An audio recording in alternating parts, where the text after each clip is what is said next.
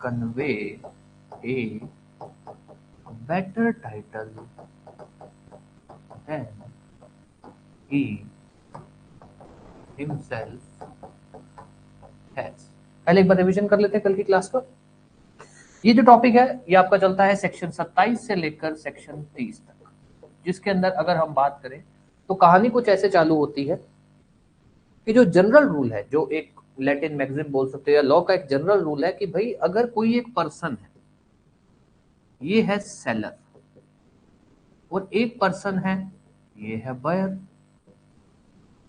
Seller अगर buyer को कोई भी चीज बेच रहा है, चाहे वो कुछ भी कर रहा है, बेच रहा है, कुछ भी कर रहा है, जो जो उस प्रोडक्ट के अंदर, सपोज सेलर ने बेचा गोल्ड रिंग, तो जो भी सेलर का उस रिंग के अंदर इंटरेस्ट है, जो भी उसके पास उस रिंग के प्रति अधिकार है, वो सिर्फ वही ट्रांसफर कर सकता है बायर को, चाहे कुछ भी हो जाए। ये एक जनरल रूल है कि सपोज नॉर्मली तो अब अपने ये मान रहे हो कि ये सेलर अगर गोल्ड रिंग बेच रहा है तो ये ओनर है, अपने ऐसा मान रहे हैं, जरूरी थोड़ी है। क्या पता ये होता कि ये जो गोल्ड रिंग है इसका मालिक है बी, और ये इस सेलर को गोल्ड रिंग संभालने के लिए दे गया था कि भैया मैं 10 दिन घर से बाहर जा रहा हूं, तुम यार ये संभाल लो, मैं आके वापस ले लूंगा। अब तो ये ओनर नहीं है, अब ये कौन है? पोजेसर, कब्जाधारी। इलीगल नहीं, कब्जाधारी का मतलब ये नहीं होता इलीगल, लॉफुल पोजेशन। इसके पास क्या अधिकार है? सिर्फ राइट ऑफ पोजेशन। अब ये ओनर तो है नहीं। अब अगर ये बायर को बेच देता है तो बायर के पास क्या अधिकार जाएगा? सिर्फ पोजेशन। ये जनरल रूल है कि भैया अगर जो सेलर है, जो सेलर जो है, जो बेचने वाला बंदा है, वो बायर को कुछ भी बेच रहा है, कोई भी प्रोडक्ट है, कोई भी गुड्स है वो बेच रहा है, अगर तो वो ओनर है तो ओनर के पास तो सर सारे अधिकार होते हैं, तो सारे के सारे अधिकार बायर को चले जाएंगे। इन केस वो ओनर नहीं है, वो कोई भी ऐसा बोल दो, पोजेसर है, मोर्टगेजर है, कुछ मोर्टगेजी है, कुछ भी ऐसा है, तो अगर वो चीज बायर को बेचता है तो बायर के पास भी सिर्फ वही राइट रहेंगे जो सेलर के पास थे। क्योंकि जो जनरल रूल है वो ये बोलता है कि कोई भी पर्सन अगर किसी भी दूसरे पर्सन को कोई चीज बेच रहा है तो इस पर्सन के पास जो अधिकार है सिर्फ वही बायर के पास जाएंगे। अगर उसके पास कोई अधिकार नहीं है तो बायर के पास भी कोई अधिकार नहीं जाएगा। ये क्यों बोला गया? ताकि ओनर का जो राइट है, ये जो ओनर होता है ना, मालिक जो है, उसका राइट हमेशा प्रोटेक्टेड रहे। ये ना हो कि बायर चीज खरीद ले और बाद में बोले क्यों, मैंने तो खरीदी है, वापस नहीं देता हूं। ओनर बोलेगा भैया भले खरीदी है पर तुम जिससे खरीदी है वो मालिक नहीं था, मेरा तुमसे ज्यादा अधिकार बनता है, तो मैं वो चीज ले जा सकता हूं, ताकि ओनर का इंटरेस्ट जो है वो प्रोटेक्ट रहे। ये अपने ने कल डिटेल में पढ़ा था ये टॉपिक, इसका जो जनरल रूल है। अब आते हैं मुद्दे की बात कि हमको वो टॉपिक पढ़ने की कब ऐसी सिचुएशंस है जब हम ये बोलेंगे, जब हम इसके उल्टी बात बोलेंगे, जो हम बात पढ़ रहे हैं ना उसके उल्टा चलेंगे कि भैया बायर जो है उसका अधिकार बनता है, तब हम ये बोलेंगे कि ना, ओनर का नहीं बनता, बायर का अधिकार बनता है। ये अब हम कब कर सकते हैं? कौन सी ऐसी सिचुएशन है जब हम इस कहानी के, इस कॉन्सेप्ट के उल्टा चलेंगे, जिसको हम बोलते हैं अपवाद, एक्सेप्शंस, जिसमें हमारा कल पहला एक्सेप्शन था रूल ऑफ एस्टॉपल, जो आपके सेक्शन 27 में ही लिखा गया है, हम इसको कल पढ़ चुके थे। दूसरा एक्सेप्शन आता है मर्केंटाइल एजेंट। अब आते हैं इसके ऊपर, ये भी आपका सेक्शन 27 में ही है।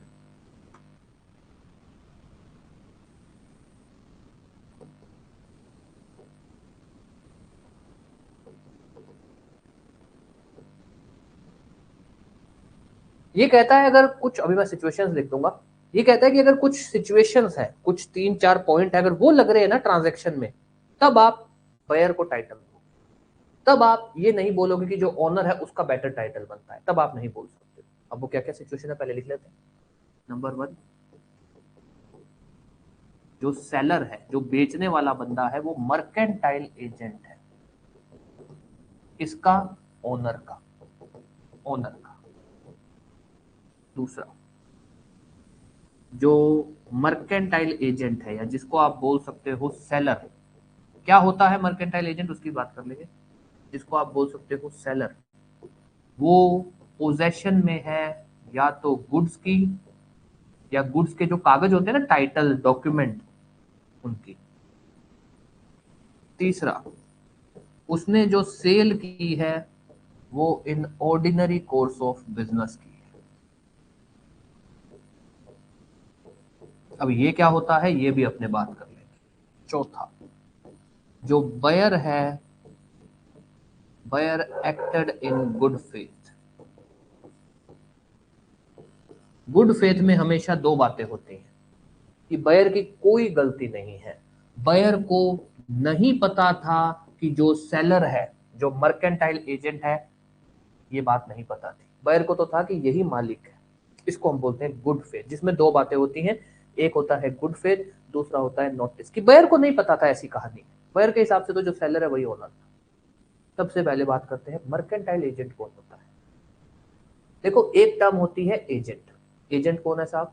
आप अपने लिए किसी को भी रखते हो काम करने के लिए। एक तो होता है सर्वेंट, नौकर, जो आपका घर जो छोटे मोटे काम। एक होता है एजेंट, जो आपके बिहाफ पे आपके काम करेगा। जैसे कि सर, जैसे कि मान लो आज मैं पढ़ाता हूँ, मैं पढ़ाने के लिए, ये तो मैं टीचर, मैं पढ़ाने के लिए अपना एक एजेंट रख देता हूँ कि जिस दिन मैं नहीं आऊंगा उस दिन वो कर देगा।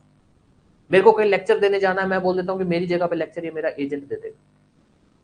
आप अपना कोई भी काम करने के लिए अगर किसी बंदे को रखते हो जो आपके बिहाफ पे वो काम करेगा, वो होता है आपका एजेंट। मर्केंटाइल एजेंट का मतलब ये सर कमर्शियल ट्रांजैक्शन, व्यापारिक जो भाषा है उसके अंदर ये वर्ड यूज किया जाता है, जिसका मतलब होता है कि अगर आप किसी को भी, कोई भी ऐसा बंदा रखते हो, कोई भी ऐसा एजेंट रखते हो, किस लिए?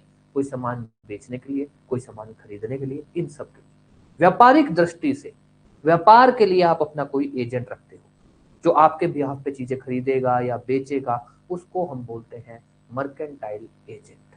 Section 2 subsection 9 of SOGA, mercantile agent. सीधा सा मतलब है। मर्केंटाइल एजेंट का मतलब होता है, कुछ अलग नहीं है। ये मत सोचो पता ही नहीं क्या बात है, कुछ नहीं है। बस व्यापारिक दृष्टि से ये भाषा यूज की जाती है कि भाई कोई भी पर्सन जो आपके बिहाफ पे चीजें खरीदेगा, बेचेगा, वो सब सेल करेगा या परचेज। अब आती है बात यहां पर, ये क्या है? ध्यान देना, एक एक पॉइंट पे ध्यान देना, जहां डाउट लगे पूछ लेना। सबसे पहली बात कि भाई जो भी आपके सामने ट्रांजैक्शन होनी चाहिए उसमें ये होना चाहिए कि जो बेचने वाला आदमी है वो ओनर का मर्केंटाइल एजेंट है। किसका? जो उस सामान का मालिक है ना, उसी के द्वारा ऑथोराइज्ड एक बंदा है जो उस चीज को बेच सकता है। पहली चीज, जो सेलर होना चाहिए वो कौन होना चाहिए? Mercantile agent of owner. अगर वो ओनर का नहीं, किसी और का मर्केंटाइल एजेंट है, जैसे कि साहब मैंने नहीं कोई बंदा रखा किसी चीज को बेचने के लिए।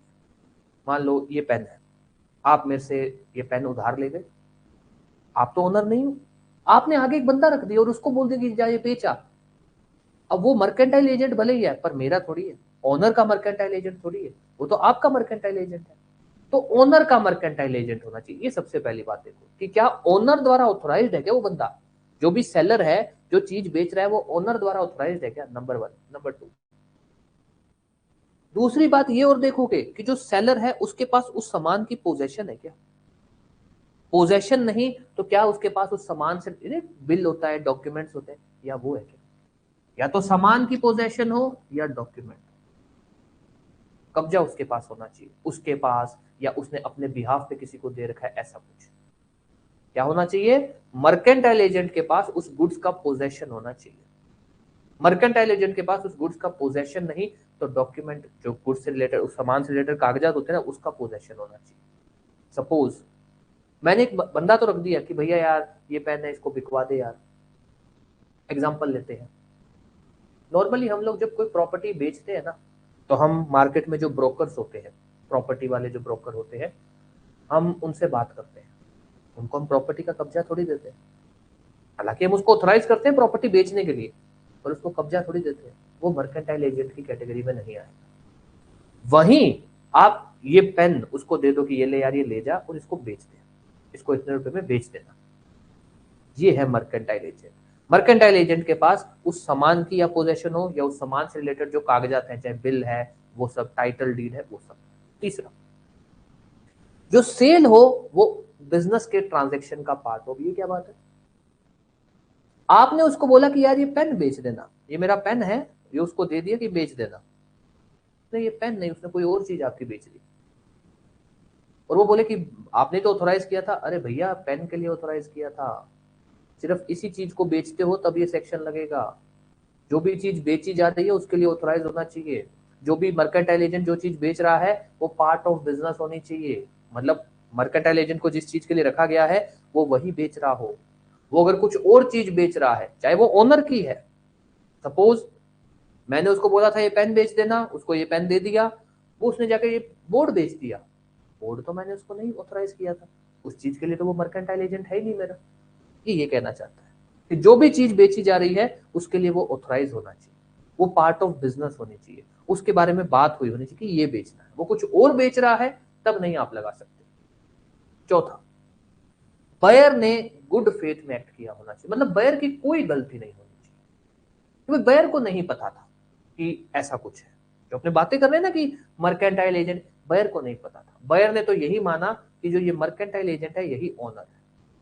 बायर को अगर पता था कि मर्केंटाइल एजेंट ही ओनर है तब नहीं अपवाद लगेगा। 4 पॉइंट। अब इसमें एक और बात, गुड फेथ के अंदर हम ऐसी बातें भी लिखते हैं। आपने एक बंदा रखा, उसको मान लो मैंने मान लो हर्ष को कहा कि हर्ष ये लो मेरा पेन 100 रुपए में बेच देना। ये पेन दिया, मैंने क्या बोला, 100 रुपए में बेच देना।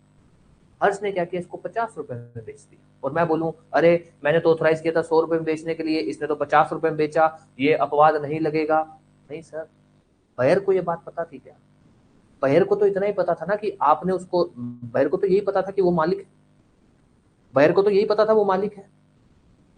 बायर के हिसाब से तो ये नहीं था कि वो मर्केंटाइल एजेंट है। वहां आप कोई नहीं ले सकते क्योंकि बायर की कोई गलती है नहीं। हाँ, बायर को अगर ये बात पता होती तब आप बोल सकते, तो चाहे वो प्राइस कम हो कुछ हो, ये चीजों पे हम नहीं जा सकते। क्यों? क्योंकि जो ये इसेंशियल्स है, एक वो मर्केंटाइल एजेंट था आपका, था। क्या उसके पास सामान की पोजेशन थी? क्या उसने जो चीज बेची है वो पार्ट ऑफ बिजनेस था।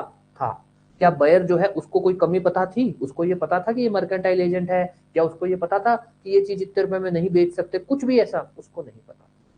अगर ये चारों चीजें लगेंगी तो हम बोलेंगे कि भैया अब ओनर का टाइटल नहीं बनेगा, अब जो बायर है उसी उसका बेटर टाइटल बनेगा देन ओनर। अब एक बार ध्यान दे देना, ये है आपका दूसरा अपवाद जिसको हम बोलते हैं सेल बाय मर्केंटाइल एजेंट। कि अगर जो मालिक है उसी का ही, मर्केंटाइल एजेंट मतलब एजेंट, अगर जो मालिक है उसका एजेंट ही वो चीज बेच रहा है, उस केस के अंदर हो सकता है, ऐसी सिचुएशन हो सकती है कि जो ओनर है उसका टाइटल ना बने। कब? पहला कंडीशन ये ध्यान रखना, ये बहुत इंपॉर्टेंट कंडीशन है और ये ध्यान रखना। और तीसरी बात ये ध्यान रखना, कोई भी डाउट कुछ भी किसी भी तरह का, कोई भी डाउट कुछ भी किसी भी तरह का,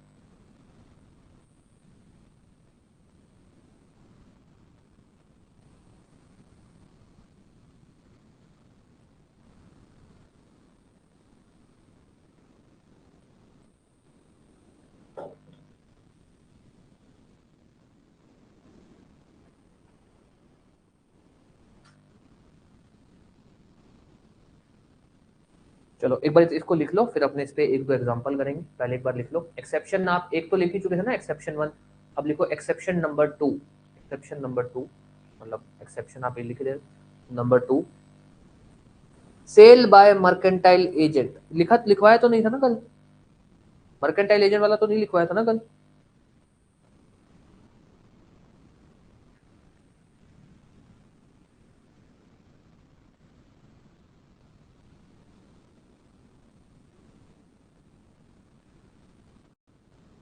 ठीक है, लिखो sale by mercantile agent, sale by mercantile agent. पहले लिख लो sale by mercantile agent, bracket में सेक्शन 27, ब्रैकेट में सेक्शन 27।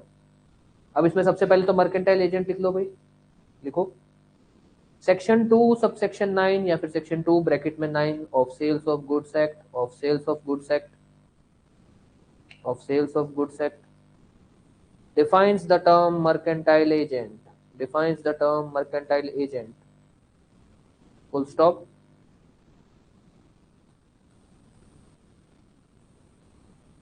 पर्सन, मर्केंटाइल एजेंट में लिख लो पर्सन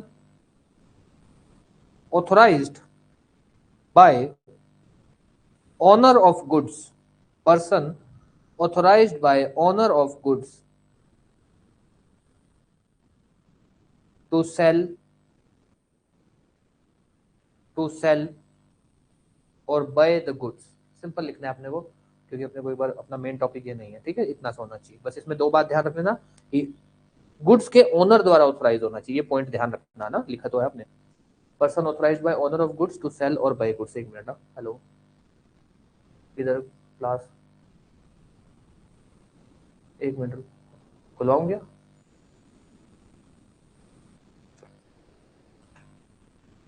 चलिए ठीक है, अब इसमें आगे लिखिए, में लिखिए अंडर, इसमें अपने को ऐसा लिखना है, ठीक है, थोड़ा ताकि आप लोग जब लिखने बैठो तो लिख सको। Under following circumstances, under following circumstances, bracket para change कर देना, under following circumstances the buyer shall have better title, the buyer shall have better title than owner, the buyer shall have better title than owner। अब उसमें लिखो आगे a if seller is the mercantile agent of owner, if seller is the mercantile agent of owner, if seller is the mercantile agent of owner। b the mercantile agent, the mercantile agent is in possession of goods or document of title to goods with consent of owner। Seller is mercantile agent. Number two, mercantile agent is in possession of goods or document of title to goods with consent of owner। B sale is made in ordinary course of business, sale is made in ordinary course of business। A B C D buyer was acting buyer acted in good faith, buyer acted in good faith and had no notice that seller and had no notice that seller has no authority to sell। Buyer was acting in good faith and has no notice that seller has no authority to sell, seller has no authority to sell। मतलब in short buyer की कोई गलती नहीं होनी चाहिए, अपने को इतना होना चाहिए कि कहीं से भी बायर की कोई गड़बड़ नहीं पता लग रही है कि उसको पता था ऐसी बातें हैं, कुछ भी अपने को नहीं पता, ठीक है, ये हो गया। अब आपसे कोई भी एग्जांपल पूछ ले, वो आपको बस उसमें जो मोटा मोटी बातें ध्यान रखनी है। अगर वो आपको बोल रहा है कि भैया एक बंदा है, उसने प्रॉपर्टी किसी को दूसरे को सामान बेचे हैं, अपने भी एग्जांपल करेंगे पर छोटी मोटी बातें जो ध्यान रखना कि एक बंदा है, उसने किसी को सामान बेचा और वो बोल रहा है कि यार ये जो बंदा है ना, ये ओनर का ही एजेंट है, चाहे वो मर्केंटाइल एजेंट वर्ड नहीं यूज कर रहा, ओनर का ही एजेंट है, तब भी आप ये अपवाद लगाना। वो बोल रहा है कि ये ओनर का ही एजेंट है, इसके पास सामान का कब्जा भी था, और अगर नहीं लिखा रहा ना, मान लो एग्जाम्पल में नहीं लिखा रहा कि कब्जा था या नहीं था, ऐसा कुछ नहीं लिखा रहा, आप प्रिज्यूम मत कर लेना कि कब्जा नहीं था। कभी भी इलस्ट्रेशन वाले क्वेश्चन में नेगेटिव प्रिजम्पशन नहीं होगा कि आप ये सर लिखा तो हुआ ही नहीं था तो हमने मान लिया कि नहीं है कब्जा, ये भी तो नहीं लिखा हुआ था कि कब्जा नहीं है, तो आप हमेशा पॉजिटिव चलो। इलस्ट्रेशन, वो बोल रहा है कि भैया वो उसका एजेंट है, उसने एक बंदे को सामान बेचा और जो बायर है उसको नहीं पता था कि वो एजेंट है, अपवाद लगाओ। जो बायर है उसको नहीं पता था कि इनके बीच में ऐसी कोई गड़बड़ है, कुछ भी आप अपवाद लगाओ। मतलब बायर की कहीं भी अगर कहीं से भी बोल दे कि यार बायर को ये बात पता थी, बायर को ये पता था कि इसको अथॉरिटी नहीं है बेचने की, कुछ भी ऐसा, तब आप बोल दोगे कि नहीं, अब यहां अपवाद नहीं लगेगा।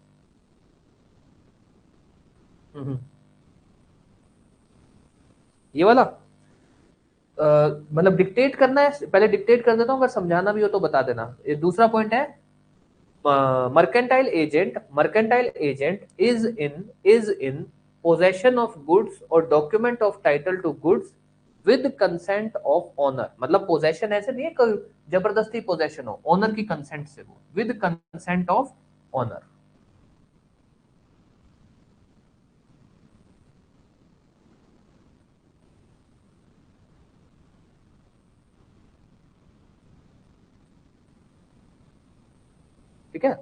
ये छोटी मोटी बातें ध्यान रख लेना। अच्छा, अब वो अगर आपको ऐसा भी कभी एग्जांपल दे देना कि भाई एक बंदा है, वो एजेंट है, बायर को भी ये बात पता है कि ओनर का एजेंट है, तो बायर को ये बात पता है ना ओनर का एजेंट है, बायर को और अंदर की बातें तो नहीं पता। जैसे एक एग्जांपल है, मान लो आपके पास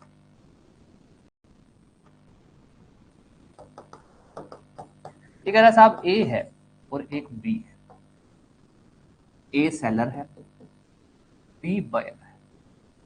मान लो ए ने बी को पेन बेचा, कितने रुपए में? 10 रुपए।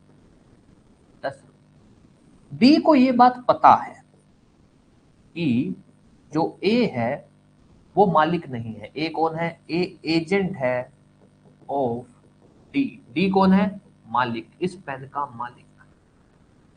अब आपके सामने एक फैक्ट आता है।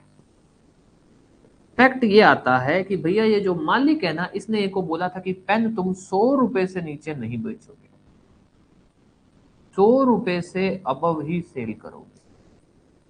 किसने? भाई साहब ने तो 10 रुपए में बेच दिया। अब ये ओनर क्या करता है? ये अपनी चीज वापस लेने आता है बायर से कि भैया मेरे को मेरी चीज वापस दो, ये लो तुम्हारे 10 रुपए। बायर कहता है क्यों दो, चीज मैं खरीदी है। वो कहता है भैया तुमने भली खरीदी है, मैं मालिक हूं, मेरा बेटर टाइटल बनता है। वो कहता है भैया कैसे बनता है? तो उसने बोला मैगजिम, ये मैगजिम है जो बोलता है। तो उसने कहा उसका अपवाद भी है कि जिसने बेचा था वो तुम्हारा एजेंट था। हाँ मैं एजेंट था। जिसने बेचा था वो तुम्हारा एजेंट था। वो कह रहा हाँ था।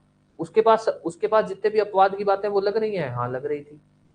फिर डी कहता है नहीं नहीं, एक चीज नहीं लग रही थी। क्या? मैंने उसको कहा था कि 100 रुपए से ऊपर नहीं बेचो, उसने तो 10 रुपए में बेचा है। बायर को ये बात पता थी क्या? नहीं पता थी। बायर, आप ये बोल सकते बायर को ये तो पता था एजेंट है। सर एजेंट था तो बायर तो यही मानेगा ना वो ऑथोराइज्ड है टू सेल। बायर को ये बात नहीं पता थी ना। अगर बायर को ये बात पता होती तब हम बोलते कि नहीं, बायर का बेटर टाइटल नहीं। बायर को ये बात पता थी कि ओनर ने कहा है कि इतने से कम नहीं बेचना, फिर भी ये बेच रहा है, तब हम बोलते कि ये बेटर टाइटल नहीं। कोई भी डाउट कुछ भी किसी भी तरह का। इन शॉर्ट, अगर वो आपको एग्जाम्पल में ये भी बोल रहे हैं ना कि बायर को पता है कि वो एजेंट है, कोई फर्क नहीं पड़ता। जो ट्रांजैक्शन की अंदर की कोई गड़बड़ी है वो पता है क्या उसको कि ये इतने रुपए तक बेच सकता था, कुछ भी ऐसा?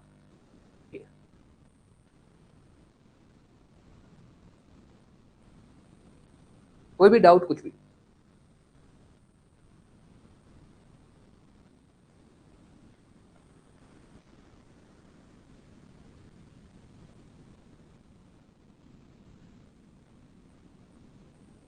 चलो अब आ जाओ तीसरे अपवाद। यहां से कहानी थोड़ी अच्छी चलेगी। अच्छी मतलब कि आप मान के चलना कि यहां से आपसे एग्जाम्पल पूछे जा सकते हैं। या तो पूछा जा सकता है एग्जाम्पल एस्टॉपल का। एस्टॉपल का एग्जाम्पल बहुत इजी होगा, आप लोग कर जाओगे। मर्केंटाइल एजेंट का एग्जाम्पल कम चांसेस है पूछे जाने का, बट यहां से आपसे जो है एग्जाम्पल पूछे जा सकते हैं, जिसको हम बोलते हैं सेल बाय जॉइंट ओनर। अब क्या होता है, कई बार ना किसी चीज के दो या उससे ज्यादा मालिक होते हैं। सेक्शन 28। कई बार क्या होता है किसी चीज के ना दो या उससे ज्यादा मालिक होते हैं। अब उस केस में क्या होगा, पहले लिख लेता हूं मैं। ये कह रहा है कि भाई अगर जो सेलर है वो को ओनर है, जॉइंट ओनर को ओनर एक ही बात है। दूसरा, जो सेलर है वो गुड्स की पोजेशन में है, या तो गुड्स की पोजेशन में है या उसके डॉक्यूमेंट की पोजेशन में, with consent of other owner, with consent of other owners.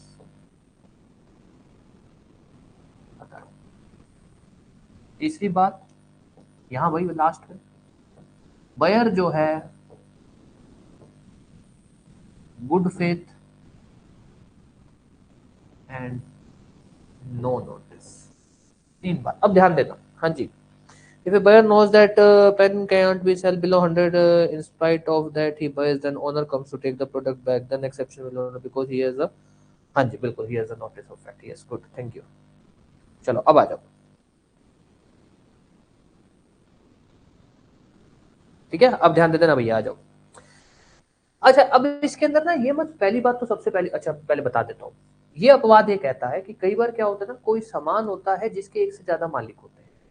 अब वहां पर हम ये नहीं जाते हैं कि यार ये जिसने बेचा है उसका कितना हिस्सा था, 10% हिस्सा था, 50% हिस्सा था, 5% हिस्सा था, 1%, कोई फर्क नहीं पड़ता, हिस्सा होना चाहिए, पार्टनरशिप होनी चाहिए, चाहे कितनी सी हो। जैसे वो पुष्पा वाली बात में कि भाई मालिक बनना है, चाहे छोटा मोटा ही मालिक है, तो इसका वही सी हमको इससे नहीं मतलब होना चाहिए कि इसका कितना हिस्सा था, अरे इसका तो 2% शेयर था, सर कितना भी था, ओनर तो है ना, 2% का ओनर है, पर ओनर तो है, को ओनर की कैटेगरी में तो डलेगा ना, बस डलेगा। सबसे पहली चीज, सेलर जो है अगर वो उस गुड्स का को ओनर है, उसके अलावा भी और मालिक है, चाहे उसका कितना भी हिस्सा हो, हमें कोई फर्क नहीं पड़ता। दूसरा पॉइंट, सेलर गुड्स की पोजेशन में होना चाहिए, ये ध्यान दे देना, सेलर जो है गुड्स की पोजेशन में होना चाहिए। अब इसमें आती है आगे की बात, सेलर जो गुड्स की पोजेशन में होना चाहिए वो बाकी जो ओनर है उनकी कंसेंट से होना चाहिए। अब ये क्या है, सपोज आपने और मैंने मिलके ये पेन खरीदा था, पेन कहाँ था, आपके आपके पास पड़ा था, मैं एक दिन जाता हूँ आपके घर से पेन उठाता हूँ, ले आता हूँ और आगे बेच देता हूँ। अब यहाँ पर जो मेरे पास उस सामान की पोजेशन आई वो आपकी कंसेंट से थोड़ी आई थी, ये आई थी। हाँ, अगर आपकी कंसेंट से पोजेशन आती, सपोज मैं आपके घर जाता, हालांकि मेरा इंटेंशन था बेचने का और ये सब, मैं आपको बोलता हूँ यार मेरे को ना वो पेन 2 दिन के लिए चाहिए, आपने कहा कोई बात नहीं ले जाओ, यूज करना है ले जाओ भाई, तुम भी मालिक हो, मैं लेके आता हूँ और आगे बेच देता हूँ। अब यहाँ आप ये नहीं बोलो कि सर वो पोजेशन तो वो उसको झूठ बोल के लाया था, सर कैसे भी लाया था, पोजेशन तो उसने दी ना, जो पोजेशन थी वो लॉफुल थी ना, दूसरे दूसरे ओनर की कंसेंट से थी ना पोजेशन, उसने कहा था ना ले जाओ, या उसने कहा ना कि ये लो भाई ले लो, चाहे बैक ऑफ द माइंड जो भी बेचने वाला है उसका कोई भी गलत इंटेंशन था, उससे फर्क नहीं पड़ता। हम ये देखेंगे, एक जो सेलर है को ओनर है, दूसरा सेलर के पास लॉफुल पोजेशन है गुड्स की। अब लॉफुल पोजेशन में ये नहीं है कि सेलर उसको बोल के लाया है कि मैं आगे बेचूंगा, ऐसा कोई फर्क नहीं पड़ता। सेलर के पास जो जो दूसरा ओनर था उसकी कंसेंट थी पोजेशन की, अब वो चाहे कैसे भी हो, वो उसको चाहे झूठ बोल के कंसेंट लेकर आया हो, चाहे कैसे, बस कंसेंट थी। तीसरा, बायर ने, बायर की कोई गलती नहीं होनी चाहिए, बायर को नहीं पता होना चाहिए कि ऐसी कोई गड़बड़ है, बायर को नहीं पता होना चाहिए कि भैया इसको ये ओनर है और भी और लोग हैं, ऐसा कुछ, मतलब बायर की कोई गलती नहीं होनी चाहिए, बायर ने तो गुड फेथ में एक्ट किया होना चाहिए, बायर को ये नहीं पता होना चाहिए कि अरे यार ये तो बेच ही नहीं सकता, कुछ भी ऐसा ये नहीं होना, कोई भी ऐसी बात। बायर को अगर ये भी पता है कि ये को ओनर है, पर बायर को ये बताया जाता है कि मेरे पास अथॉरिटी है बेचने की, बट अगर बायर को कहीं ना कहीं से आप कोई भी ऐसा फैक्ट आता है जहां वो बताता है कि यार बायर को ये बात पता थी, ये अकेला नहीं बेच सकता, वहां हम बोलेंगे नहीं गलत बात, बायर की गलती है। अगर आपको बोला जाता है कुछ भी ऐसा नहीं आता कि बायर की गलती है, तब आप ये अपवाद लो, पर कहीं भी अगर बायर की गलती दिखती है चाहे थोड़ी सी भी, कि बायर को पता था कि कोई गड़बड़ है, बायर को किसी कमी के बारे में पता था, या बायर को पता था कि यार ये तो को ओनर है, इसका तो इतना पूरा हिस्सा ही नहीं बनता, इसका तो थोड़ा ही हिस्सा बनता है, कुछ भी ऐसा, तब अब बोलेंगे नहीं साहब बायर को पता था ये बात कि ये बंदा अकेला नहीं बेच सकता, क्योंकि अगर को ओनर है फिर तो बेचने के लिए दूसरे की कंसेंट चाहिए ना, दूसरा ओनर भी तो चाहिए।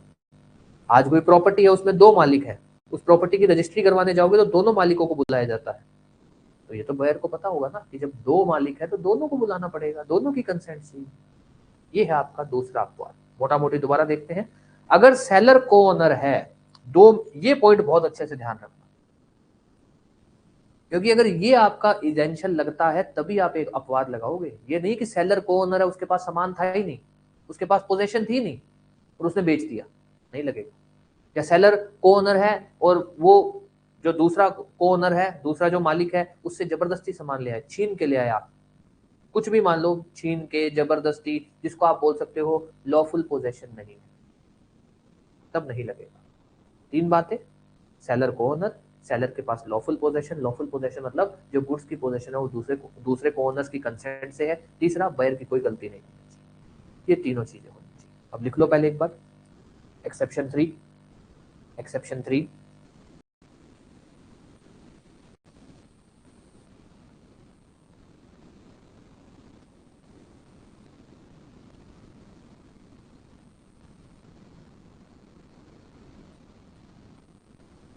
में लिखो, sale by one of joint owner, sale by one of joint owner.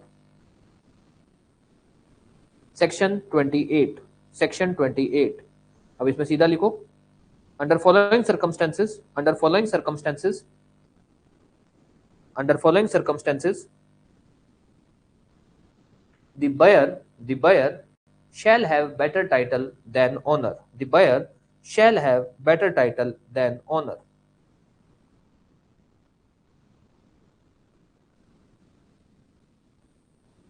मैं लिखो नंबर 1 या ए, if the seller is the, if the seller is the, चाहे तो लिख सकते हो co owner, seller is the co owner of goods, या फिर seller is one of joint owner of goods, if the seller is one of joint owner of goods. B, seller seller is in, seller is in possession of goods, is in possession of goods with the consent, with the consent of other co-owners, seller is in possession of goods with the consent of other co-owners या other joint owners। C, buyer buyer has acted in good faith, buyer has acted in good faith and has no notice, and has no notice that seller has no authority to sell, buyer has acted in good faith and has no notice that seller has no authority to sell। ये line तो हर जगह fix ही रहेगी जितने भी अपवाद अपने पढ़ेंगे, ठीक है। अब आ जाओ, इसमें ध्यान रखना, ये तो हो गया लिखना और पढ़ना और समझने वाली बातें। इलस्ट्रेशन में 2-3 बातें आप ध्यान रखोगे जब भी आपके पास इस टॉपिक की इलस्ट्रेशन आएगी, कि भैया जो को-ओनर है वो सामान की पोजेशन में है क्या, ये चेक कर लेना। जो पोजेशन है वो लॉफुल है क्या, ये चेक कर लेना। फिर उसके बाद जो बायर है उसको कोई गड़बड़ तो नहीं पता, बायर का जो नोटिस वाला पॉइंट है वो चेक कर ले कि बायर को पता था कि ऐसी कोई गड़बड़ है, उसने फिर भी चीज खरीदी। ये 2-3 बातें हैं जो ध्यान रखना, जहां पे आपको इलस्ट्रेशन वो घुमा सकता है। ये 2-3 बातें, ठीक है। ये 2 या 3 बातें हैं, एक आधी इलस्ट्रेशन निकाल ही लेते हैं ना, तो कुछ अच्छा सा कोई इलस्ट्रेशन आता है।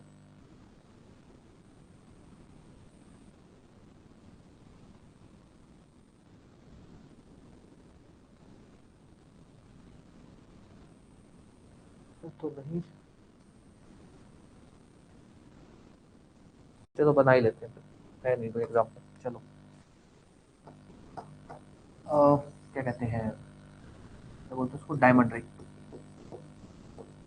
एक डायमंड रिंग है जिसके 2 ओनर हैं, ए और बी, ए और बी, ये 2 ओनर है इस डायमंड रिंग के। होता क्या है कि इस रिंग को कोई पॉलिशिंग की जरूरत होती है, तो क्या करता है, ए जो है ये रिंग बी को दे देता है कि यार इसको पॉलिश करवाना, पॉलिश करवाना। अब फिर क्या करता है, बी इसको पॉलिश करवाने लेकर जाता है, रास्ते में ही इस बी को कौन मिल जाता है, जी। वो इससे पूछता है कि यार कहाँ जा रहा है, वो कहता है भैया यार ये अंगूठी है, इसको पॉलिश करवाने ले जा रहा हूँ। वो कहता है यार पॉलिश में तुम्हारा इतना पैसा लग जाएगा, एक काम करो मेरे को बेच ही दे। वो कहता है कितने रुपए में, ये कहता है 1,00,000 रुपए। इसको लगता है यार 1,00,000 रुपए तो बहुत है यार, और ये उसको बेच देता है, ये जी जी को ये चीज बेच देता है। अच्छा, बाद में जी को पता लगता है कि यार ये तो गड़बड़ हो गई, ये इस बी की तो अकेले की थी नहीं, इस अंगूठी में तो ए का भी हिस्सा है। हुआ क्या, डायमंड रिंग में 2 मालिक थे, ए और बी। ए जो है बी को रिंग देता है पॉलिश कराने के लिए, रास्ते में जा रहा होता है तो जी मिलता है और जी उससे रिंग खरीद लेता है। बाद में सेल के आफ्टर जी को पता लगता है कि अरे यार ये तो गड़बड़ हो गई, अकेला ये तो बी तो मालिक ही नहीं था, बी तो अपने साथ धोखा कर गया, और वो इसमें तो ए भी मालिक है। ए जी के खिलाफ केस कर देता है कि भाई मेरे को मेरी चीज वापस दो। अब बताओ क्या होगा, अब बताओ क्या होगा।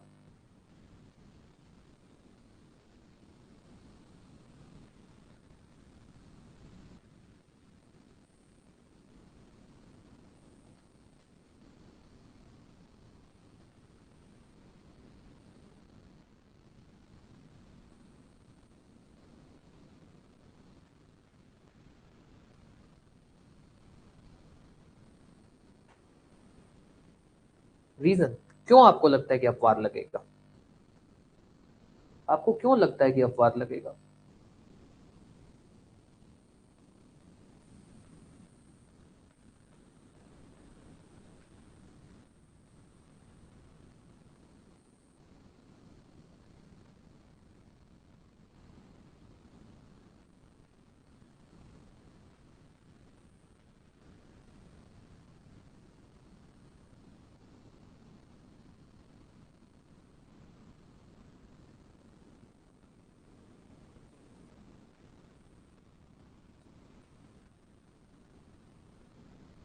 आपको क्यों लगता है ऐसा?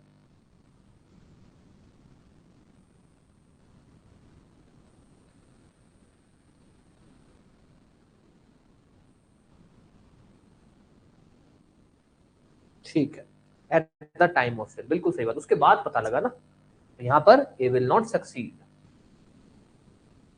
ए विल नॉट सक्सीड। गुड। चलो भाई अब आ जाओ, एक दो तीन चौथा एक्सेप्शन हुआ ना, कितना लिख चुके हैं अपने? हाँ ठीक है, चौथा एक्सेप्शन। पहला अपना पिछला एक्सेप्शन हमने पढ़ चुके हैं, सेल बाय क्या नाम है आपका, कोऑनर वाला। अब आते हैं अपने अगले एक्सेप्शन के ऊपर।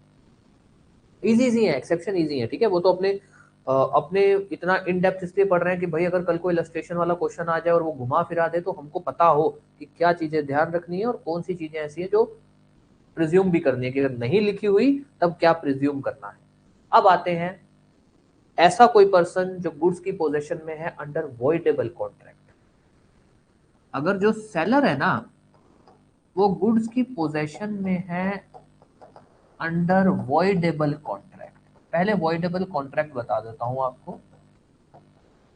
कॉन्ट्रैक्ट, वैसे तो कॉन्ट्रैक्ट नहीं एग्रीमेंट वर्ड बोलते हैं हम इस केस के अंदर, वॉइड,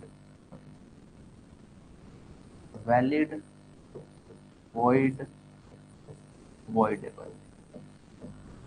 देखिए जी, वैलिड एग्रीमेंट या कॉन्ट्रैक्ट वो होता है जो एनफोर्सेबल हो, जिसको कानून द्वारा लागू करवाया जा सकता है, जिसको आप सेट असाइड नहीं कर सकते। ऐसा नहीं कि आप कल को कोर्ट में जाके केस डाल दो और बोल दो साहब इसको सेट असाइड करो, नहीं सर।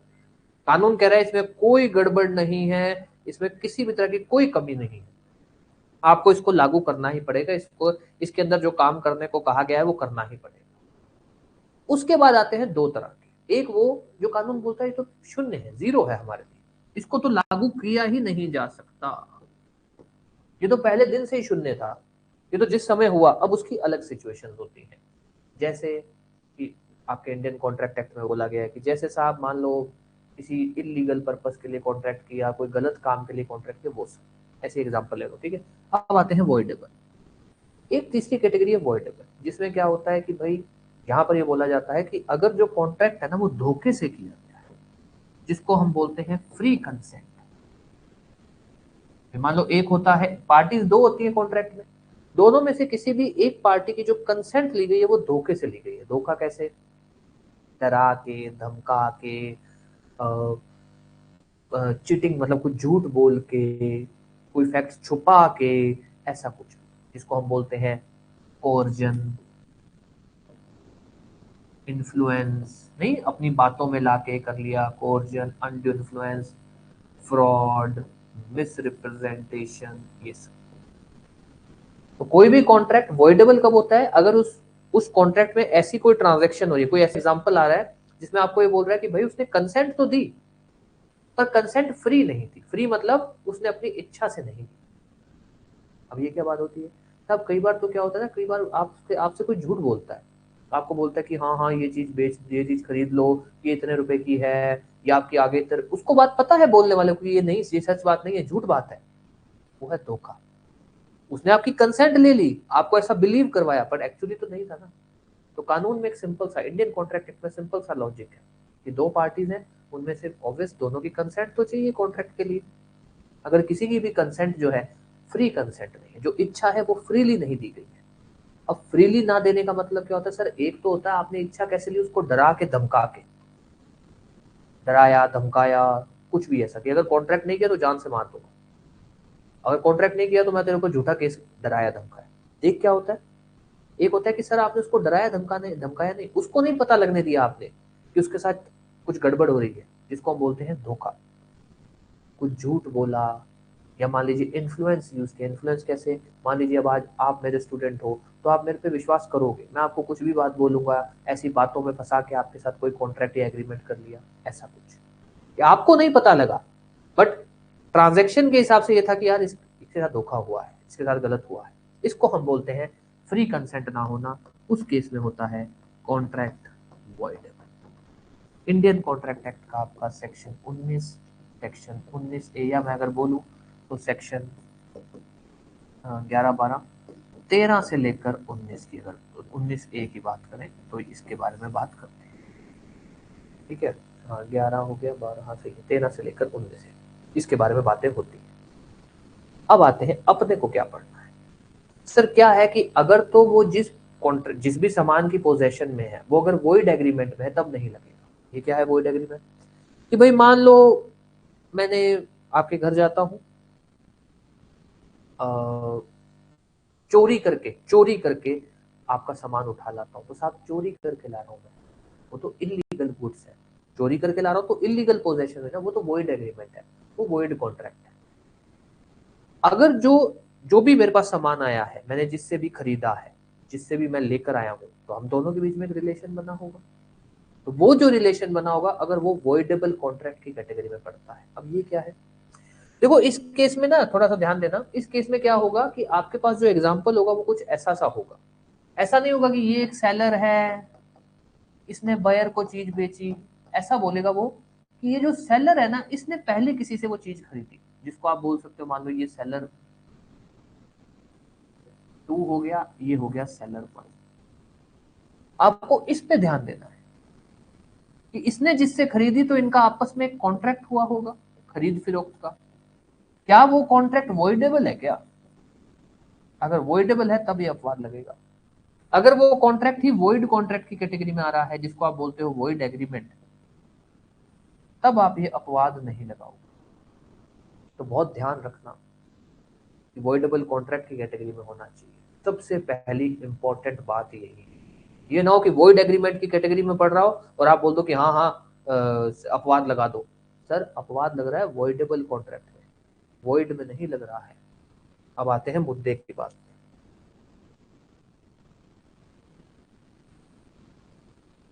सबसे पहला पॉइंट, अगर जो सेलर है वो गुड्स की पोजेशन में है अंडर वॉइडेबल कॉन्ट्रैक्ट,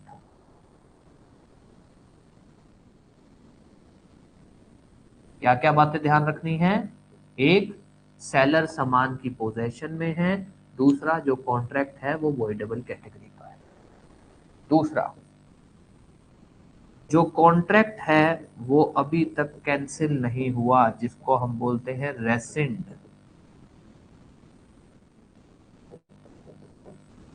जब तक उसने चीज बेची है ना तब तक वो रेसेंट नहीं हुआ था। तीसरा, buyer acted in good faith, वही same good faith and no notice. अब ध्यान देना क्या क्या बातें ध्यान रखनी है। सबसे पहली बात, सेलर पोजेशन में होना चाहिए, पोजेशन में अंडर वॉइडेबल कॉन्ट्रैक्ट होना चाहिए, और जो कॉन्ट्रैक्ट है वो अभी तक कैंसिल नहीं होना, जिसको हम बोलते हैं रेसेंट, नहीं होना चाहिए। कब तक? जब तक वो चीज बेची गई थी। उस केस में हम बोलते हैं कि भैया अब जो मालिक है, जो भी पिछला मालिक है, वो सामान नहीं ले सकता। अब ये क्या साहब, कहानी कुछ ऐसी सी है,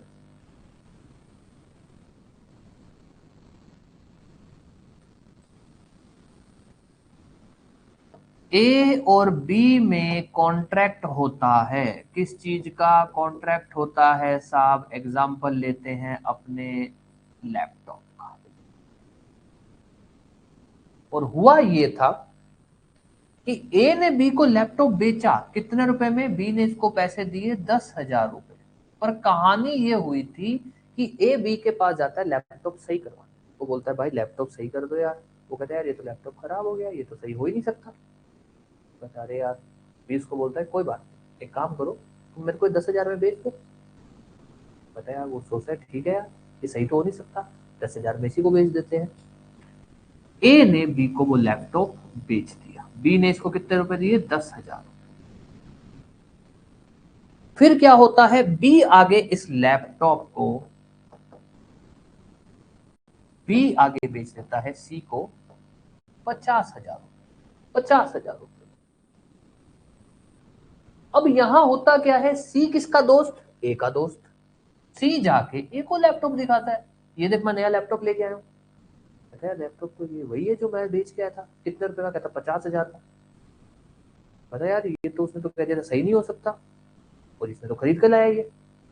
अब क्या करता है, ए भागा भागा जाता है इसके कि भैया तूने यार मेरे साथ धोखा किया है। कहता काय का धोखा यार, मेरा लैपटॉप तूने आगे बेच दिया और मेरे को बोला सही नहीं हो सकता, और तूने तो आगे बेच दिया। वो बता रहे वो ऐसे सही हो गया था, मैंने ऐसे ही किया तो वो बाद में वो सही हो गया, फिर मैंने आपको बेच तो दिया ही था। जब वो फंसने लगा, बी बोल देता है कि भाई फिर क्या हो गया, मैंने तेरे को पैसे दिए है ना, तो चीज बेच के गया है ना। ए चला जाता है कोर्ट में, इसके खिलाफ, ठीक है, कि मेरे को मेरी चीज वापस दी जाए, मेरे साथ धोखा हुआ था, मेरे को मेरी चीज वापस दी जाए। अब यहां बात आती है कि सबसे पहले तो ये उठाओ कि भैया चीज बेची किसने, साहब चीज बेची बी ने। बी ने चीज किससे खरीदी थी, चीज खरीदी थी ए से। तो सबसे पहले तो ये ए और बी का रिलेशन पकड़ो, इसमें क्या कहानी हुई। इसमें पता लगा कि सर बी ने जो कंसेंट ली थी ना बेचने की, वो धोखा था, उसको झूठ बोल के कंसेंट ली थी, मतलब कि वॉइडेबल कॉन्ट्रैक्ट। कहानी वॉइडेबल कॉन्ट्रैक्ट की बनती है। चलो ठीक है, सेलर सामान की पोजेशन में था, हाँ साहब था। बी पोजेशन में था, साहब था। उसके बाद ये बात बनती है कि क्या जिस समय चीज बेची गई उस समय ये कॉन्ट्रैक्ट कैंसिल हो गया था, सर नहीं हुआ था। जिस समय बेची गई उस समय नहीं हुआ, तो बाद में ए को पता लगता है, ये बाद में केस करता है, कोर्ट बोलेगा सॉरी ये जो कॉन्ट्रैक्ट है ये रेसिंड नहीं हुआ था एट टिल सेल। कौन से वाला कॉन्ट्रैक्ट, ये वाला, ये वाला। तो यहां पर जो है कोर्ट बोलेगी कि सॉरी आपको हम चीज आपकी वापस नहीं दिलवा सकते। हाँ बी ने आपके साथ धोखा किया, आप उस पर केस कर दो, अपने पैसे लेने हैं, कंपेंसेशन लेना है, जो भी चीज है वो आप कर सकते हैं। तो यहां पर क्या होगा, आपके पास जब भी एग्जाम्पल आएगा, वो एग्जाम्पल में क्या करेगा, ऐसा कुछ बोलेगा कि ये जो बंदा है, जो ये चीज जो सेलर है, सेलर जो है ऐसा बोलेगा कि सेलर किसी और से खरीद के लाया वो चीज, या सेलर जो है किसी और से वो चीज लेकर, कोई भी ओनर है या कुछ ऐसा है, तो वो एक पहले की भी ट्रांजैक्शन बताएगा आपको। जहां भी ऐसा कुछ बताए आप समझ लेना कि इसी अपवाद का कोई गेम है। कोई भी डाउट इस बात के अंदर, दोबारा बता देता हूं, अगर सेलर सामान की पोजेशन में है और किस कॉन्ट्रैक्ट में है, अंडर वॉइडेबल कॉन्ट्रैक्ट। तीसरा, कॉन्ट्रैक्ट अभी तक कैंसिल नहीं हुआ था सेल होने तक, बायर की गुड फेथ है, चार बातें, तीन और चार बातें ये। तो उस केस के अंदर, और आपको क्या क्या ध्यान रखना है, एक तो ये पॉइंट अच्छे से ध्यान रखना, ये पॉइंट बहुत अच्छे से ध्यान रखना कि कहानी वॉइडेबल कॉन्ट्रैक्ट की होनी चाहिए, वॉइड एग्रीमेंट की नहीं होनी चाहिए कि साहब एग्रीमेंट ही वॉइड था, तब नहीं हो लगेगा ये वॉइड। वो वॉइडेबल कॉन्ट्रैक्ट की कहानी होनी चाहिए। ठीक है, अब एक बार लिख लो, फिर अपने इस पे आगे आते हैं। लिखो लिखो, एक्सेप्शन 4, 4 ही है ना, हाँ एक्सेप्शन 4 लिखो। से exception 4, if seller is in possession under voidable contract, if seller is in possession under voidable contract, if seller is in possession of goods under voidable contract, section 29, sorry है section लिख ही नहीं रहे अपने आज, इसलिए लिखा था क्या सेक्शन, ठीक है लिखो सेक्शन 29, इसमें लिखो अंडर फॉलोइंग, या लिखना है तो लिख लो वैसे, under following the buyer shall have better title, under following the buyer shall have better title, the buyer shall have better title, A A if seller is in possession of goods, if seller is in possession of goods under voidable contract, लिख भले ही एक साथ रहे हो पर ये point ध्यान रखना इंपॉर्टेंट है। if seller is in possession of goods under voidable contract, b the contract has not been rescinded till date of sale, the contract has not been rescinded till date of sale. C buyer acted in good faith, buyer acted in good faith and has no notice and has no notice that seller has no authority to sell. The buyer acted in good faith and has no notice that seller has no authority to sell.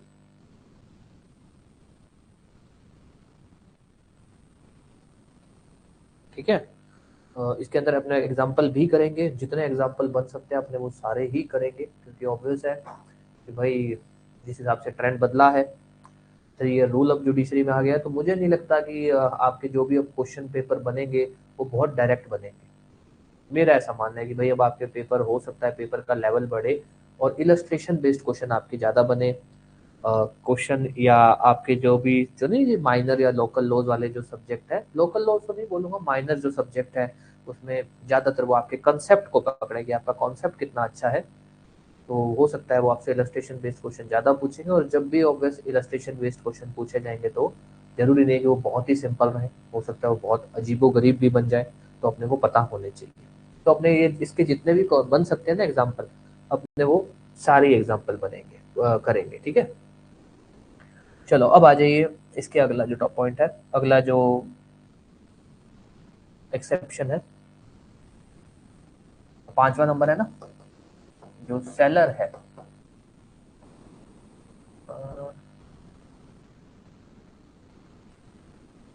देखिए इसको,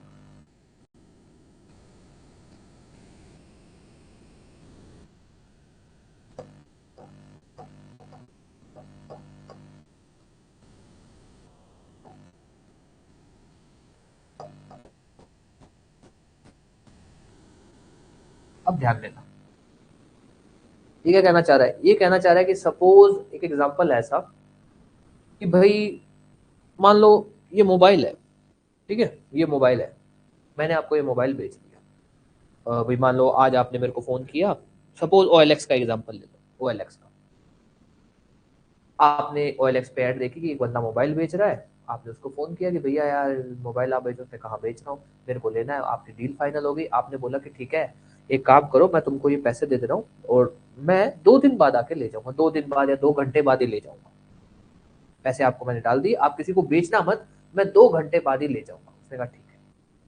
अब कहानी क्या हुई, अब सामान जिसके पास है वो प्रीवियस ओनर था, क्योंकि आप पैसे दे चुके हो, अब आप मालिक बन गए, अब वो बन गया प्रीवियस ओनर। पर कहानी क्या होती है, प्रीवियस ओनर अभी भी गुड्स की पोजेशन में है, प्रीवियस ओनर है वो भी गुड्स की पोजेशन में है, और पोजेशन आप ही की कंसेंट से है। तो यहाँ पर कानून बोलता है कि भैया अब जो वो प्रीवियस ओनर था ना वो इसका एजेंट बन गया, किसका, नए ओनर का, आपका। कानून ये बोलता है भैया भले ही ये पहला प्रीवियस ओनर था पर अभी ये कब्जे में है, हाँ साहब कब्जे में है, और ये कब्जे किसकी कंसेंट से है साहब, ये तो नए ओनर की कंसेंट से पोजेशन में है। तो कानून बोलता है अब ये एजेंट बन गया, किसका, नए ओनर का। अब अगर ये आगे किसी को सामान बेच देता है ना, और जिसको भी बेच रहा है उस बंदे की कोई गलती नहीं थी, तो ये मान लो जो खरीदने वाला है उसका बेटर टाइटल होगा। आपने सामान उससे ले लिया था, सॉरी आपने उसको पैसे डाल दिए थे, आपने कहा 2 घंटे बाद ले जाऊंगा, उसको मीनवाइल एक बेटर ऑफर आ गया, उसने क्या किया वो चीज आगे बेच दी। आप बोलते हो कि यार ये क्या बात हुई, और आप जो खरीदने वाला बंदा है आप उसको बोलते हो कि यार ये चीज वापस दो, मैं इसका मालिक हूँ, मैंने इसको पहले से पैसे दिए हुए हैं, ये चीज अब मेरी है। वो बोलता है नहीं भैया पैसे मैंने दिए हुए हैं और मेरे पास चीज है, अब ये चीज मेरी है। आप कोर्ट में चले जाते हो कि साहब मैं इसका मालिक हूँ, मैंने इसके पैसे पहले दिए थे और अब ये चीज मेरी बनती है, मुझे दी जाए। कोर्ट बोलेगा नहीं दे सकते, क्यों, क्योंकि जिसने बेची है वो आप ही की कंसेंट से पोजेशन में था और उसने आगे चीज बेची है। आप बोलते हो कि नहीं नहीं सर वो तो पहले ओनर था। कोर्ट बोलेगा सेक्शन 30 हमको ये बोलता है कि अगर जो सेलर है वो प्रीवियस ओनर है गुड्स का,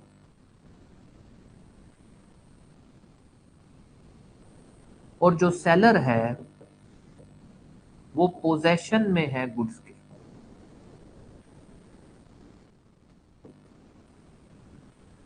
और फिर पता लगता है कि जो बायर है वो गुड फेथ में एक्ट करता है एंड नो नोटिस, उसको ये बात नहीं पता थी, उसको ऐसी किसी भी गड़बड़ी के बारे में कि भैया ये तो ऑथोराइज ही नहीं है, ये सब ये नहीं पता थी। यहाँ कानून बोलता है कि हम ये मानेंगे कि भैया ये जो सॉरी लिख ही देता हूँ, जो भी बायर है उसका बेटर टाइटल है। हम ये मानेंगे कि जो ये सेलर है, अब जो सेलर है ये नए ओनर का एजेंट है।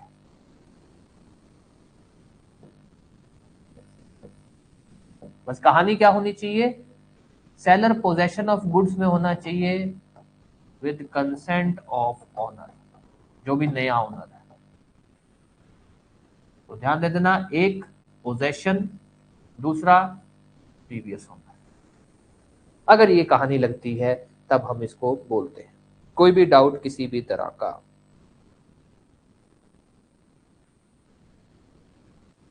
कोई भी डाउट किसी भी तरह का?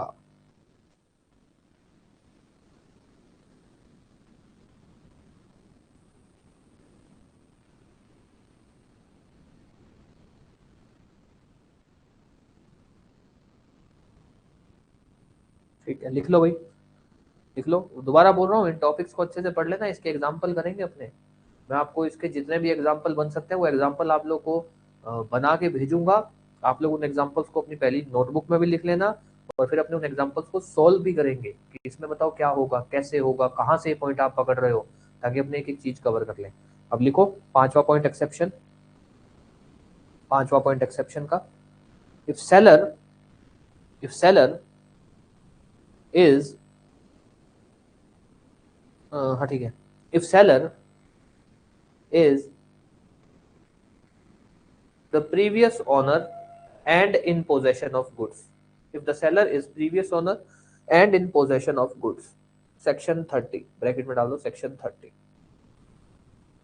इसमें सीधा लिखो, under following, under following the better, sorry, under following the buyer shall have better title. Under following the buyer shall have better title. Number 1, if the seller, if the seller is the previous owner of goods, if the seller is the previous owner of goods. दूसरा, if the seller is in possession of goods or document possession of goods with consent of, with consent of new owner, with consent of new owner. तीसरा, buyer was acting in good faith, was acting in good faith and has no notice that seller has no authority to sell. ठीक है, दोबारा लिख, अगर दोबारा बोल देता हूँ, if the seller is the previous owner of goods, दूसरा point, seller is in possession of goods with the consent of new owner after sale, या लिखना चाहो तो लिख दो, सीधा लिख दो, with consent of new owner. तीसरा, buyer was acting in good faith and has no notice that seller has no authority to sell. Buyer was acting in good faith and has no notice, and has no notice that seller was that seller has no authority to sell.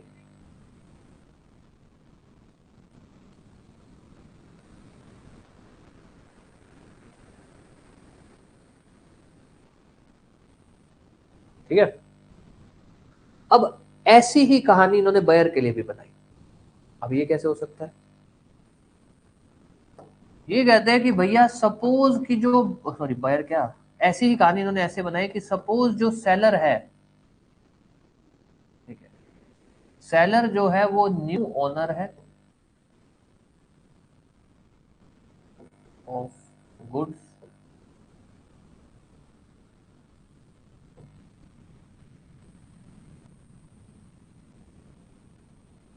Seller new owner है goods का। इसको इसके अंदर थोड़ा सा और क्या लिखें,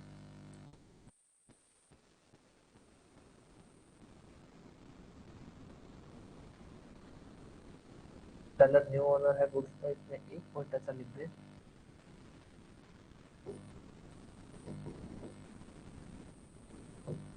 ऐसा लिख देते हैं। अब ये क्या है, ये कहानी कुछ ऐसी सी होती, कई बार नहीं होता कि भाई मान लो मैं चीज तो आपसे खरीद के ले आया पर अभी भी आपको पैसे देने बाकी हैं, उधार के पैसे उधार में लेके आ गया, ऐसा कुछ होता है। कई बार ऐसा होता है कि भाई मान लो आप मेरे पास आते हो, आपका और मेरा व्यवहार अच्छा है, आप बोलते हो कि यार मेरे को मोबाइल चाहिए, आपने कहा कोई बात नहीं भाई ले जाओ यार, आप कहते पैसे 2 दिन बाद दूंगा, आप कहते कोई बात नहीं 2 दिन बाद दे देना, वो आप मोबाइल ले जाते हो, 2 दिन हो जाते हैं, तीसरे दिन मैं फोन करता हूँ कि भाई वो मोबाइल, सॉरी पैसे, आप बोलते हो कि आज दूंगा कल दूंगा, आज दूंगा कल दूंगा, ऐसे करते ही आप 2-3 महीने निकाल देते हो।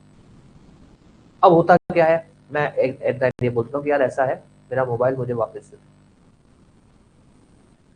आप क्या करते हो, आप वो चीज आगे किसी को बेच देते हो। अब आप बोलते हो कि मोबाइल वापस लेना है, जा फलाने को बेचा उससे ले आ। मैं उसके पास जाता हूँ, भाई ये चीज मेरी है, मैं उसको कहानी बताता हूँ कि ये मेरे से खरीद के लेके गया था, इस मोबाइल के पैसे अभी बाकी हैं, और क्योंकि पैसे बाकी है तो मेरा अधिकार बनता है कि मैं मेरा मोबाइल वापस ले सकता हूँ। वो बोलता है भाई मैं तो पैसे दिए उसको, मैंने तो उसको पैसे दिए, मेरी क्या गलती है इसमें। मैं कोर्ट चला जाता हूँ, मैं बोलता हूँ कि साहब ये जो मोबाइल है, इस मोबाइल के मेरे को पैसे नहीं मिले। कोर्ट बोलती है ठीक है मोबाइल के पैसे नहीं मिले, ये बताओ मोबाइल के पैसे किससे नहीं मिले। तो मैं बोलता हूँ कि साहब जो ये सेलर था ना इस चीज का, इस मोबाइल का, जो अभी जिसको इसको बेचा है, जो नया अभी ओनर बन रहा है, ये जो सेलर था साहब, ये पहले मेरे से चीज खरीद के गया था। जो सेलर था ये मेरे से चीज खरीद के गया था या परचेज करके गया था। और कहानी कुछ ऐसी सी होती है, फ्रेमिंग अच्छी नहीं बन रही, एक मिनट रुकना। सेलर ने चीज परचेज की कर ली साहब।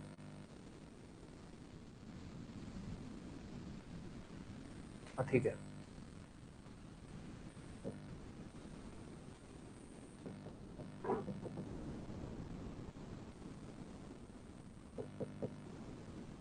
क्या हो रहा है,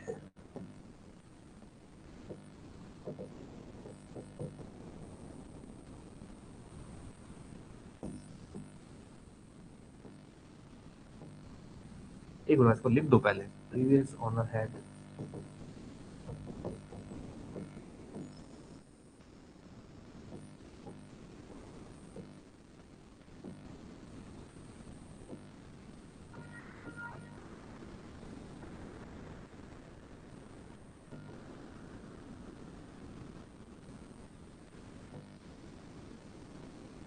अब ध्यान देना, पिछला जो अपने एग्जांपल किया था उसमें ये कहानी होती कि सेलर जो है वो प्रीवियस ओनर था, पहले था, अब कोई और मालिक है।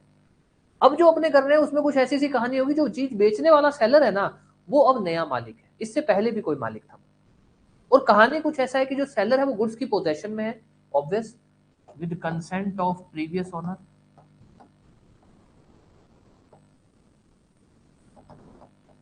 और सबसे बड़ी कहानी क्या है कि जो ये पहले वाला मालिक है ना, उसका अभी भी कोई अधिकार बाकी है। अधिकार कैसे बाकी है, मान लो उसने पैसे उधार पे चीज लेके आया था, तो उसका अधिकार बाकी है कि भैया मेरे पैसे दो, नहीं तो मैं सामान वापस ले जाऊंगा।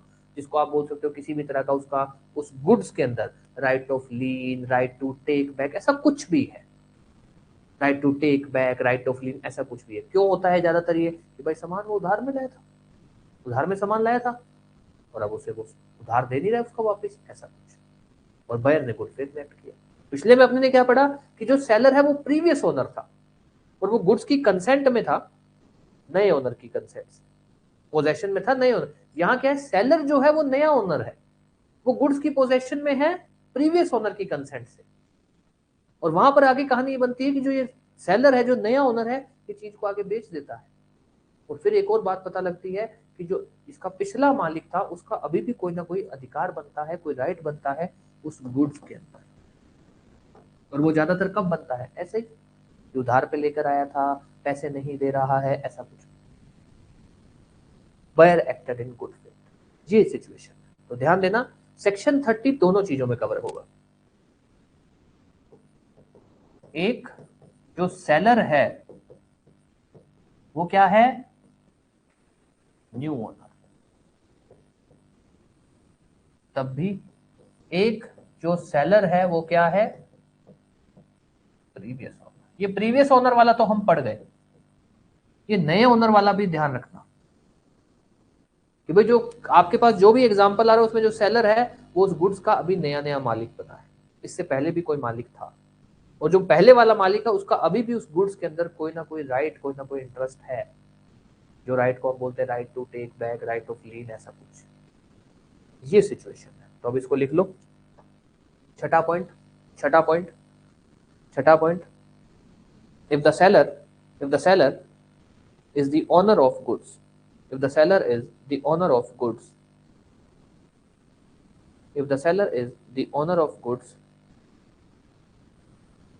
with limited interest, with limited interest, इसमें लिखो under following buyer shall have better title, under following buyer shall have better title.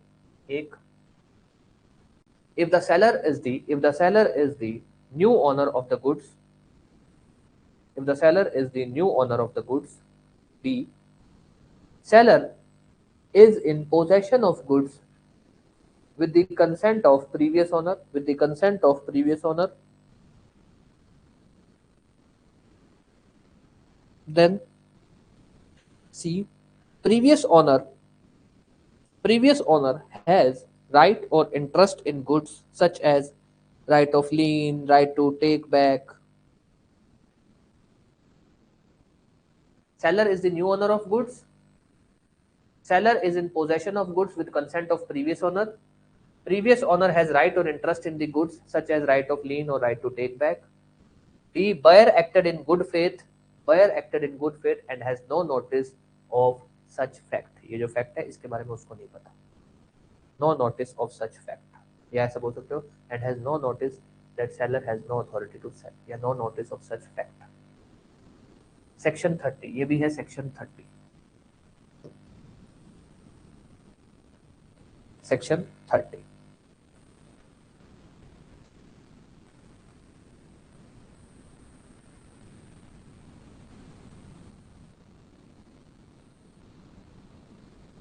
लिख लिया? जब लिख लिया तो बता देना ताकि अपने एग्जाम्पल कर सकें इनके, जितने भी एग्जाम्पल जो अपने को लगते हैं जो आ सकते हैं.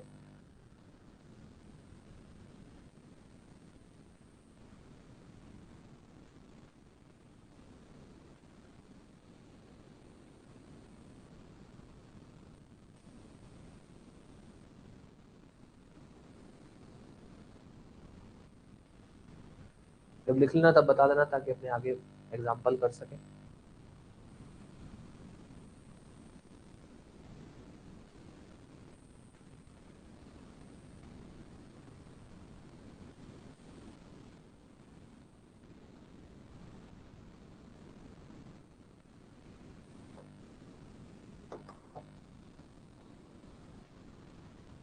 चलिए भाई अब आ जाओ. अब ध्यान रखना आंसर आप ही करोगे. एग्जाम्पल ऐसा सा आता है कि भाई ए जो है वो बी को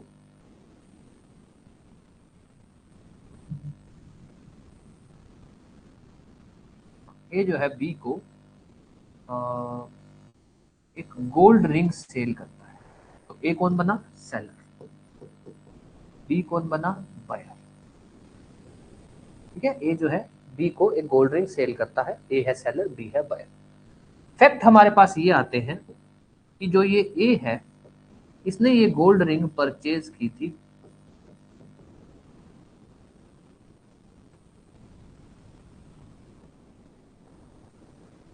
टी से गोल्ड रिंग परचेज की थी. और ए जो है ये चीज कैसे लाया था? उधार से. उधार पर कि भाई पैसे तेरे को मैं दे दूंगा. ए ने ये चीज आगे बेच दी. और कहानी ये होती है कि जो ये है आपका बी है ये ए से बिल मांगता है.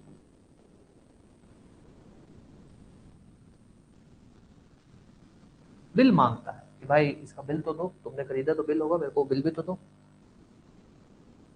ए कहता है कि 2 दिन बाद दे दूंगा. अभी मिल नहीं रहा, बाद में दे दूंगा. यार अभी तो बिल नहीं मिल नहीं रहा, कहीं इधर उधर रख दिया, 2 दिन बाद ढूंढ ढांड के आपको मैं दे दूंगा. नहीं होगा तो मैं आपको नया डुप्लीकेट निकलवा के दे दूंगा. बीच मीनवाइल ये 2 दिन का कहानी चल रही है. मीनवाइल क्या होता है कि ये जो डी है ये ए के पास जाता है और बोलता है कि भैया मेरे पैसे दो, नहीं तो मेरा सामान वापस दो. और इसको पता लगता है कि ले इसने तो सामान आगे बेच दिया, डी को बेच दिया. ये डी जाता है बी के पास, इसको बोलता है कि भैया ये जो अंगूठी है ना गोल्ड रिंग, ये मेरी है, मैंने इसको बेची थी और मैंने अभी इससे पैसे लेने बाकी है, मेरे उधार के पैसे इस चीज के बाकी है. डी कहता है कि भैया मेरे को नहीं पता, तुम जानो और ए जाने, मैंने इसके पैसे दिए. डी चला जाता है कोर्ट में और बोलता है कि साहब मेरे को मेरी चीज वापस दिलवाई जाए बी से। क्या होगा?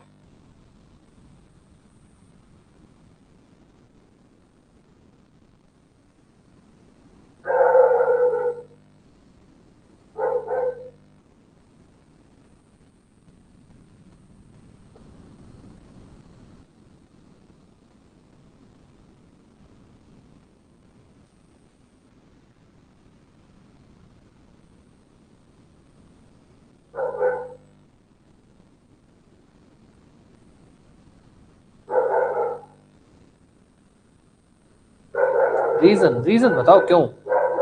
अगर आपका ऐसा कहना है तो क्यों? ये और बताता हूं कि भाई देखो, बी ने बिल मांगा था ए से और ए ने कहा 2 दिन बाद दे दूंगा। बिल मांगा था, वो बिल नहीं दे पाया था। बिल नहीं दे पाया था जब बी ने बिल मांगा था तो।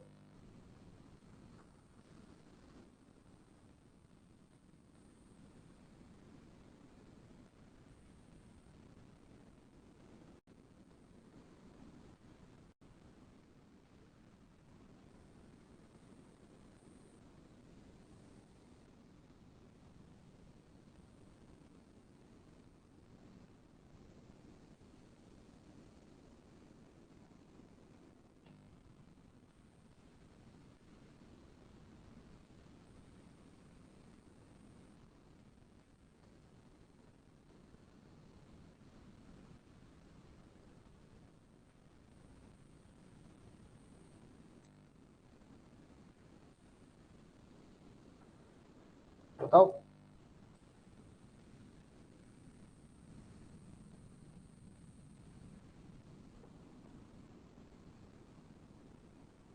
ठीक है, गुड। नॉट सक्सीड, रीजन एक ही।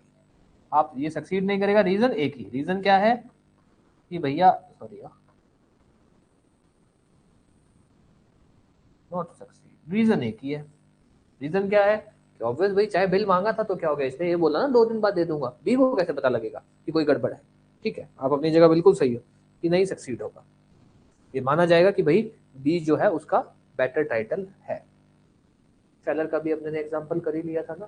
सेलर का भी एग्जाम्पल कर लिया था। कोई ऐसा एग्जाम्पल जो रह गया हो, एक मिनट देख लेते हैं।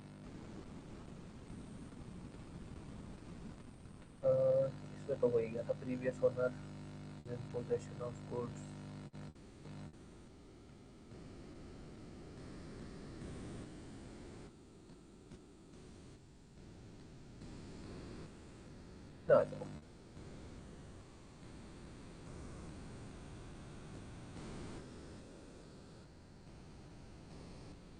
ए जो है वो पोजेशन ऑफ गुड्स है अंडर वॉइडेबल कॉन्ट्रैक्ट।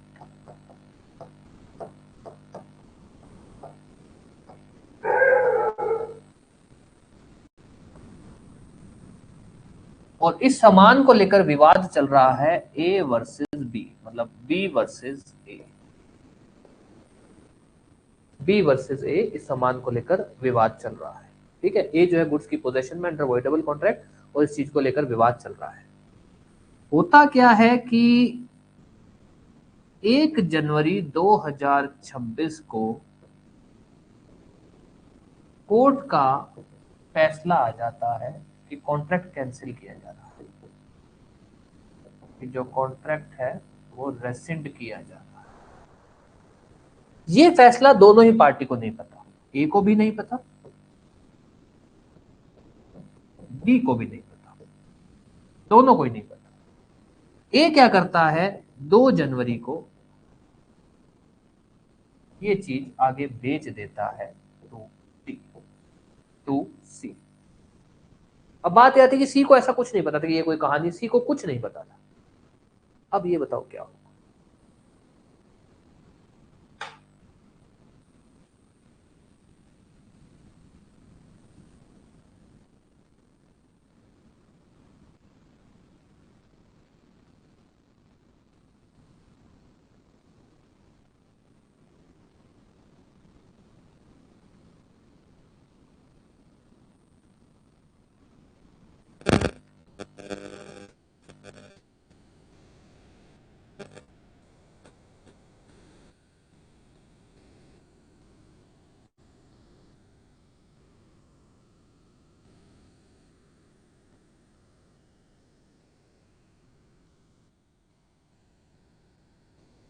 बताओ।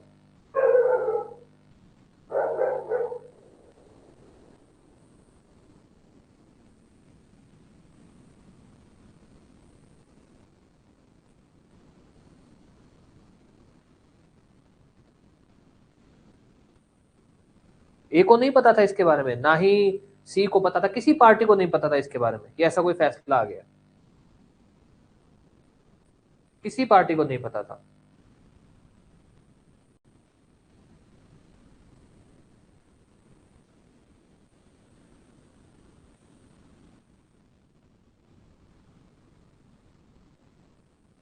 कहाँ पे है? मैं तो ये क्लास में, तू कहाँ पे है? नीचे? नीचे कहाँ? अच्छा, इधर सामने वाले ऑफिस में क्या? अच्छा, ठीक। अरे मेरे को लगता है शायद नीचे आदित्य है, वो देख लेना। गेट वेट बंद है क्या? वो नहीं। हाँ, ठीक है फिर। हाँ। हाँ, चाहिए तो है।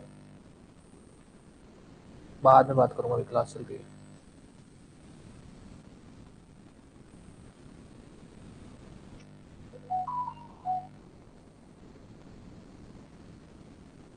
Though the contract was unenforceable and disputed while performing the act by the A and not acknowledged, so now the new contract or transaction। मैं आपकी बात में समझ गया। मैं आपको ये कहना चाह रहा हूँ कि भाई कॉन्ट्रैक्ट वॉइडेबल था। कॉन्ट्रैक्ट रेसिड हुआ 1 जनवरी 2026 को। उस समय किसी पार्टी को नहीं पता था। हम इजेंशियल में ये बात बोलते हैं, कहाँ गया इजेंशियल? हम इजेंशियल में ये बात बोलते हैं कि सेल होने तक कॉन्ट्रैक्ट कैंसिल नहीं होना चाहिए, रेसिड नहीं होना जब तक सेल हो रहा है। और हमारे पास फैक्ट ये आता है कि यार, कि भाई कॉन्ट्रैक्ट सेल से पहले कैंसिल तो हो गया था, पर पार्टीज को नहीं पता था इसके बारे में। पार्टी को नहीं पता था। पार्टी को तो जिस समय 2 जनवरी को वो ट्रांजेक्शन कर रहे हैं उस समय नहीं पता था। अब बताओ, हम कॉन्ट्रैक्ट को कैंसिल मानेंगे या नहीं मानेंगे? कॉन्ट्रैक्ट कैंसिल कब से माना जाता है? मतलब जो भी रेसिशन कब से माना जाएगा? डेट ऑफ डिक्री से माना जाएगा, या जिस दिन पार्टी को पता लगे उससे माना जाएगा? Yes, date of decree. हमको कोई लेना देना नहीं पार्टी को पता था कि नहीं पता था। फैसला आ चुका है ना, कॉन्ट्रैक्ट कैंसिल हो गया ना। जिस दिन डिक्री पास होगी उस दिन कॉन्ट्रैक्ट कैंसिल हो गया। पार्टी को पता था, पार्टी को नहीं पता था, कोई फर्क नहीं पड़ता है। कॉन्ट्रैक्ट कैंसिल हो गया, बात ही खत्म। तो यहां पर कॉन्ट्रैक्ट रेसिड माना जाएगा। और क्योंकि कॉन्ट्रैक्ट रेसिड हो चुका था, कहा गया, ए ने सी को जो सेल किया है वो गलत है, गलत है।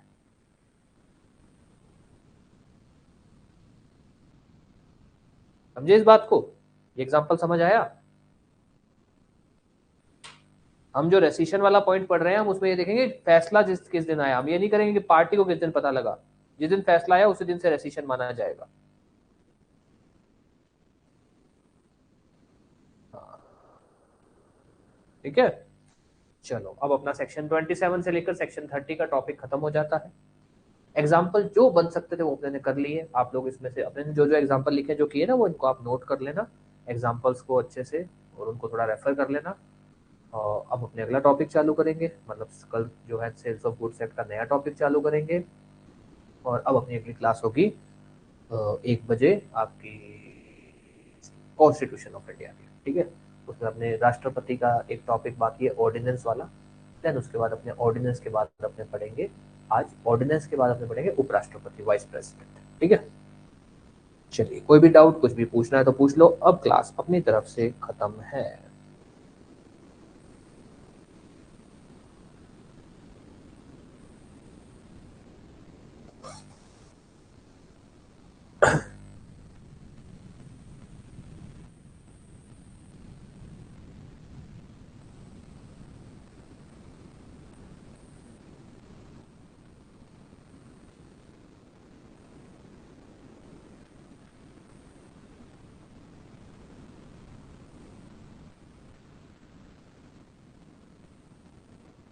चलिए, ठीक है फिर, थैंक यू, क्लास खत्म करते हैं।